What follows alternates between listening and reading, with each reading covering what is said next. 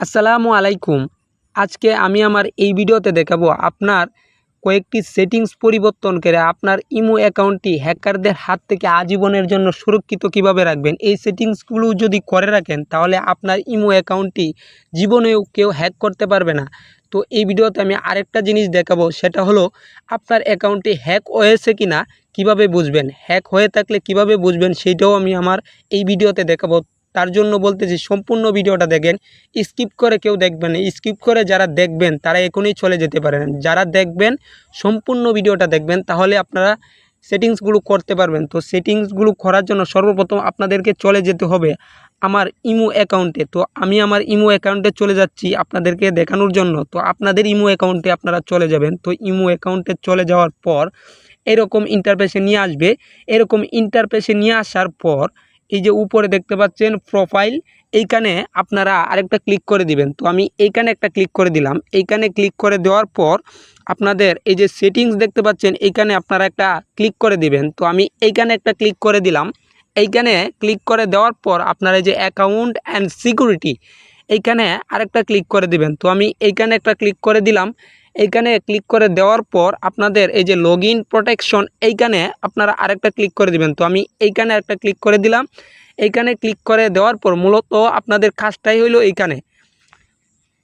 তো আপনারা এই যে এই সেটিংসটা দেখতে পাচ্ছেন, এই যে এই সেটিংসটা দেখতে পাচ্ছেন, এই সেটিংসটা দেখতে পাচ্ছেন, এই যে সেটিংসটা এটা আপনারা অন করে দেবেন। আপনাদের কাজ হবে এটা অন করে দেওয়া।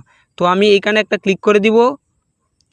আমি এইখানে একটা ক্লিক করে দিব। এইখানে ক্লিক করে দেওয়ার পর এই যে ওকে দেখতে পাচ্ছেন, এখানে আপনারা আরেকটা ক্লিক করে দিবেন। তো আমি এইখানে আরেকটা ক্লিক করে দিলাম। এইখানে ক্লিক করে দেওয়ার পর আমার সেটিংসটি অন হয়ে গেছে। এখন যদি কেউ চায় তাহলে আমার অ্যাকাউন্টটি হ্যাক করতে পারবে না, জীবনও কেউ হ্যাক করতে পারবে না। যদি চায়ও তাহলে হ্যাক করতে পারবে না। হ্যাঁ, বড় ধরনের হ্যাকাররাও আমার অ্যাকাউন্টটি হ্যাক করতে পারবে না। তো এইভাবে আপনার সেটিংসগুলো অন করে আপনার অ্যাকাউন্টকে সুরক্ষিত রাখতে পারবেন। তো এই ভিডিওটি আপনাদের বন্ধুবান্ধবের কাছে শেয়ার করতে পারেন, তারাও দেখে উপকৃত হতে পারে বা তাদের অ্যাকাউন্টটি সুরক্ষিত রাখতে পারে। তো এই ভিডিওটি আপনারা বেশি বেশি করে শেয়ার করে দিবেন। আপনাদেরকে আরেকটা জিনিস বলেছিলাম, সেই জিনিসটা হলো আপনার অ্যাকাউন্ট হ্যাক হয়েছে কি না সেটা কিভাবে বুঝবেন।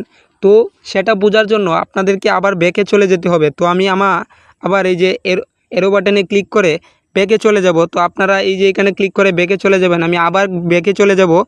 এই যে আবার ব্যাকে চলে যাব, আপনারা ব্যাকে চলে যাবেন। তো আমি আবার ব্যাকে চলে যাচ্ছি। ব্যাকে চলে যাওয়ার পর এই যে আপনারা দেখতে পাচ্ছেন, এখন আপনারা কিভাবে বুঝবেন আপনার অ্যাকাউন্টে হ্যাক হয়েছে কিনা।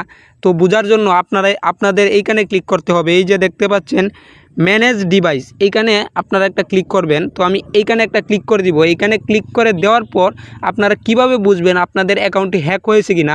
তো এইখানে দেখতে পাচ্ছেন এই যে আমার আইডিটা আমার ফোনে লগইন করা আছে শুধু ভিভো, আমার ফোনটা ভিভো, এই ভিভো ফোনে আমার অ্যাকাউন্টটা লগইন করা আছে।